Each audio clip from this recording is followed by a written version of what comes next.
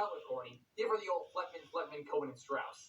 Anyway, the Gaffers win the first leg of the challenge, and somewhat unfortunately, Courtney joins the Grips. The team Duncan isn't on. Hi guys, it's Sara on here. So I told you I'm gonna make another video, but I'm gonna buy a little bit. I'm not gonna talk, so I'm gonna concentrate. And I hope this video is quick, so I'm really tired. I want to go bed. Oh, by the way, LaShawn is still in the bank vault freaking out. The Gaffers build the cart pretty quickly and race off while the Grips are left in the dust. Courtney makes the decision to just carry the cart the whole way because they were so on with Owen's weird hallucinations and everything. The race scenes have some really good slapstick and physical comedy, I have to say.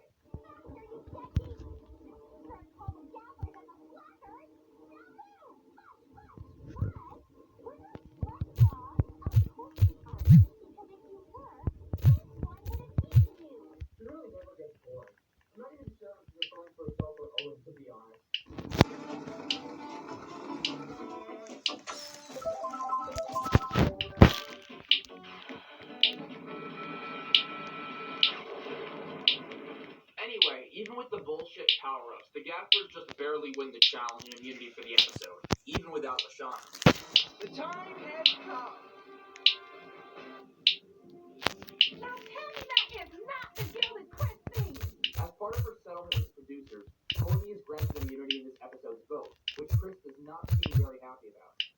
Why do I have 4 votes to boot out Courtney when I specifically said you couldn't? I guess we couldn't help ourselves. No matter what, my finger would only press the Courtney button. I suppose her teammates just aren't very enthralled by her lovable personality. Well, lovable for me. Maybe not for them. Anyway, their rebelliousness ends up hurting them in the long run, because all of their votes are disqualified and the only one remaining is Courtney's vote for Owen. Which sucks, because Owen is freaking epic. But he gets a speech to be sent off with. This has been the rule of a lifetime. Thanks to Justin, who inspired me every day with his physical perfection and hot dogginess. To Lindsay, who is also beautiful, in a soda poppy kind of way.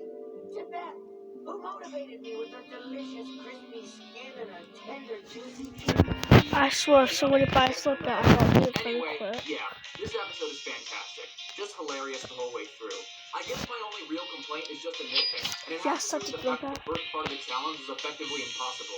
There weren't any hints or anything. They were just left in the dirt expected to figure out a 6-digit I'm gonna say, Although he bought it with didn't that. seem funny circumstances, I do think the episode would have benefited from the campers at least being given a hint, even if they don't end up using it.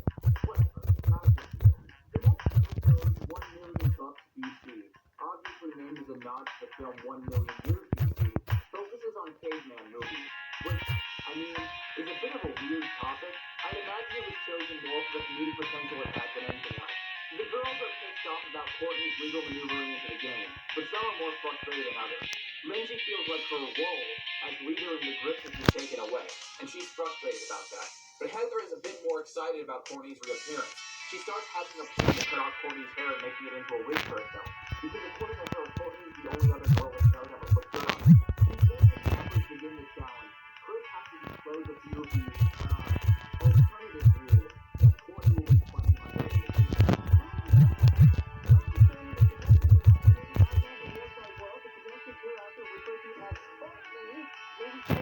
personal digital assistant, aka her PDA. Yeah, but what do you unfairly do for the show in the process? Rule 2. Contestants shall continue to receive hours provided by Chef Hatchet. Courtney shall be entitled to a gourmet dining experience with parties consisting of producers and myself as applicable. I hope you like lobster. No way! Yeah, you go, girl, Courtney. Hell yeah. Those are the new rules. Let's call them Courtney's rules. In honor of Courtney, who gets special treatment and an unfair advantage. Jokes aside, I love the dynamic between Chris, Courtney, and the competitors this creates. Especially because of Chris's way of intentionally angering the other campers to turn them against Courtney. It's good TV. Anyway, the campers have to wear, minimalist clothing. Here are the costumes. Get into character, people. You gotta be kidding. I never kid. Actually, I do, but never about something this funny. The first leg of the challenge used in making a fire with just flint. Though in the process, the campers get chased around a bit by some prehistoric beaver things. Those killer beavers are animatronic, right? Animatronic? Come on! Anyway, although I wish it could be that Courtney and Duncan were still together, but it seems to not be.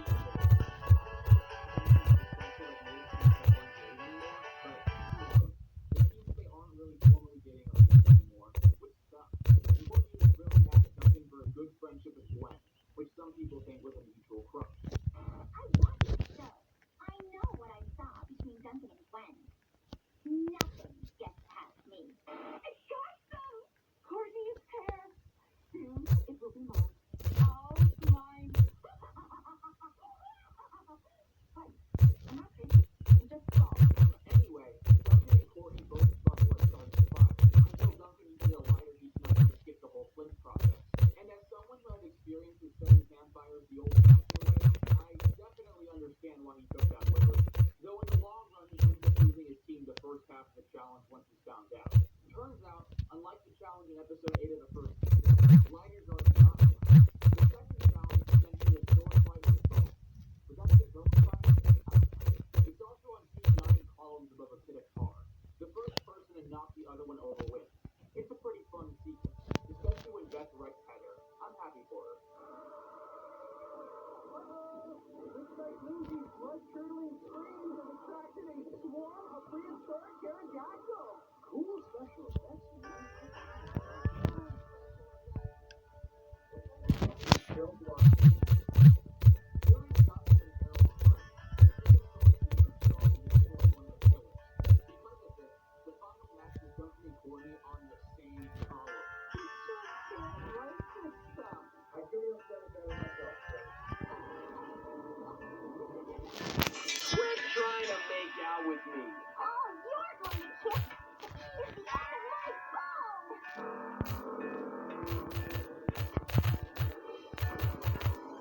Oh, yeah, now that's the stuff.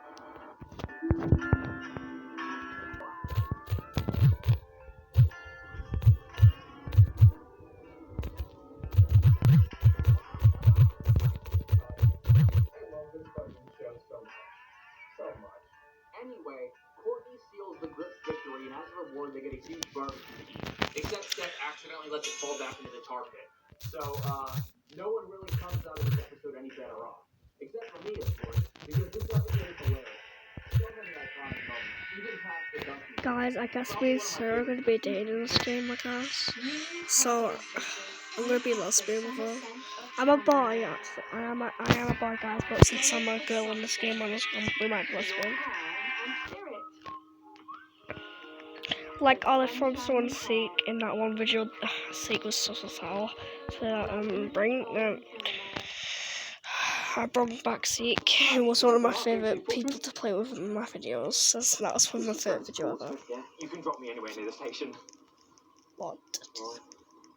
Trains on Uber. At U-Switch, we protect you from rising household bills. U-Switch, we put you first.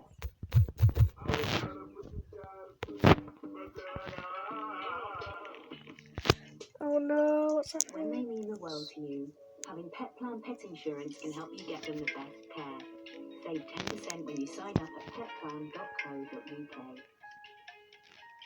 The next episode is about sports movies. There's a few warm-up challenges to get going, but the challenge that actually matters is the 4 one-on-one competitions between campers from each team based on their calculated athletic ability. Right. But I don't know if that's actually the case. Some of the results here are a bit sketchy. Though if they have to fudge things to get Duncan wrestling Courtney, I endorse it. We start out with a boxing match with marshmallows between Lindsay and Harold. Also, they have to fight in slow motion, because that's common in boxing movies. Harold ends up playing the part really seriously, while Lindsay kind of loafs around and takes a bite out of the marshmallow. While the match is taking place, Courtney's PDA falls out of her pocket and Beth takes a look and comes across something really interesting on the Total Drama website. We'll get to that later. Anyway, Lindsay knocks Harold out and Harold wins the challenge. Huh? What did I You scored a bunch of extra points for doing such great promotion, and I had to dock you for biting. Very unsportsmanlike, Ms. Tyson. The next sports movie challenge takes place at a badminton set. Just because the sports movie is on recreates a scene he did in the film. It's mostly just for laughs, and the only reason I'm telling you this is because a weird callback to it later on in the season I want to talk about. Anyway, Beth and Heather go head-to-head in a game of badminton, and Heather has a clear advantage. Your chances of winning are just about as real as your boyfriend. Oh shit, that's cold, Lashana. Anyway, even though Lashana fucking owns Beth, Beth ends up winning the challenge because she ended up giving it her all after being taunted by the other team. Good for her. That's what sports movies are about. Lashana tries talking shit again, and that really sets Beth off. You might have game, girl, but you still don't have a boyfriend. Yay! You just resent for being a champion baton twirler. Just like you resent everybody here. Excuse me? Why don't you admit it? Or should we have Courtney play what you said about all of us on the PDA? This is interesting. The campers gather around Courtney to see what shit Lashana was talking. Oh, Heather. Just mean for the sake of being mean. Lindsay has half of her himself. Matt. Beth actually wears a side ponytail. A side pony. And Hal, son, cheat on me. But he's getting about as much play as an old school contestant in a world of entertainment.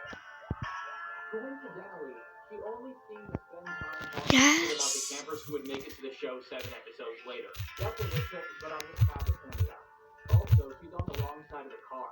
Anyway, this gives the other campers a relatively decent reason to resent her. It certainly feels more believable than the resentment over her lying to have the spa day, which felt a bit forced. And pretty much everyone hates her now. Surprisingly, her longtime mortal enemies, Heather, sticks up for her. Which is a refreshing change of pace, actually. Lashana just told it like it is. I don't see what the big deal is. I do it all the time. She called you mean and nasty. I can live with that. You can? Thanks.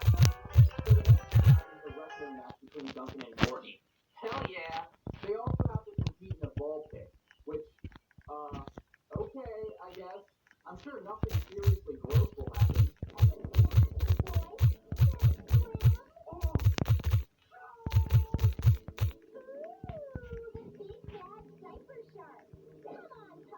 No, god damn it, no. What's under here anyway? A daycare center? What the fuck, dude? Anyway, Courtney No, I makes can't. Duncan You can't. laugh because of fucking course she does. It's a children's TV show. We've gone over this. But Jesus, that fucking diaper scene.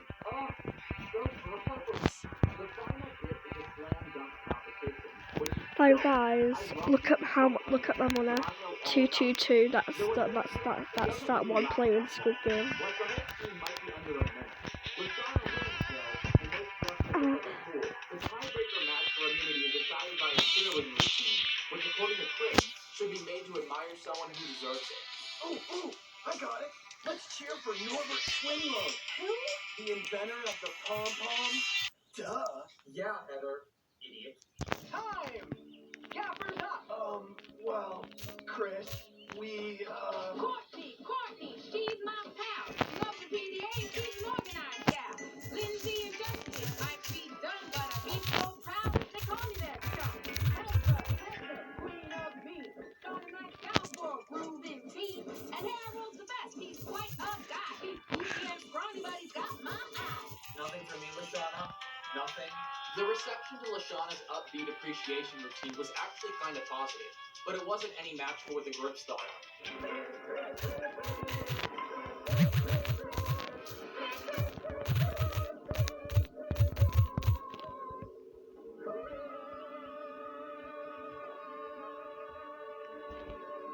Despite Lashana's trash talking, she doesn't actually get voted out.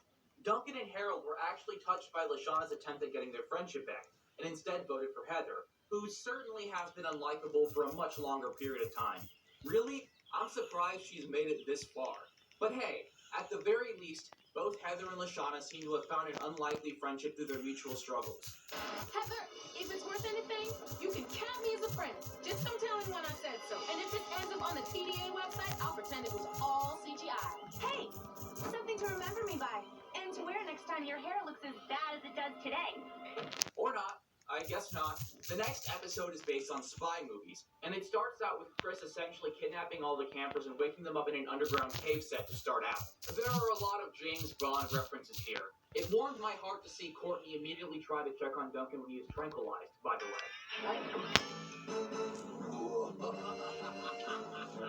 Welcome to the Cloak and Dagger world of spy movies. Man and woman.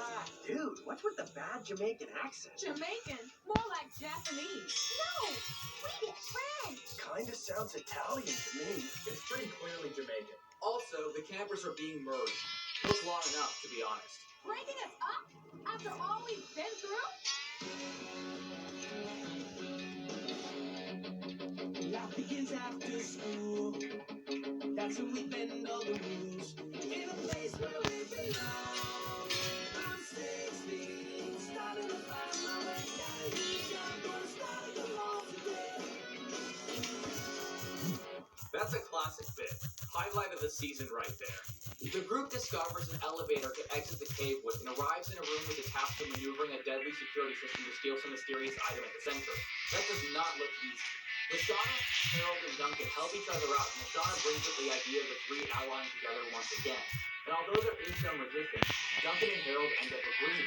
Courtney does some seriously impressive parkour and gets to the reward. She smashes the glass and opens the bag, and finds a grappling hook and some wire cutters. Because, well, they're gonna have to get out of that building as soon as possible. Balloon blows and kegs. 8,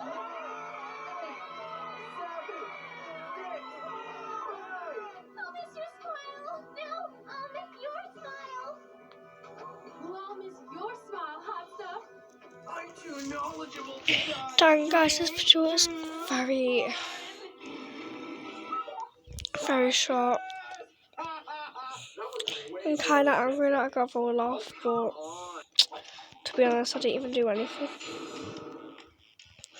So I might just I'm gonna make another video after this straight away.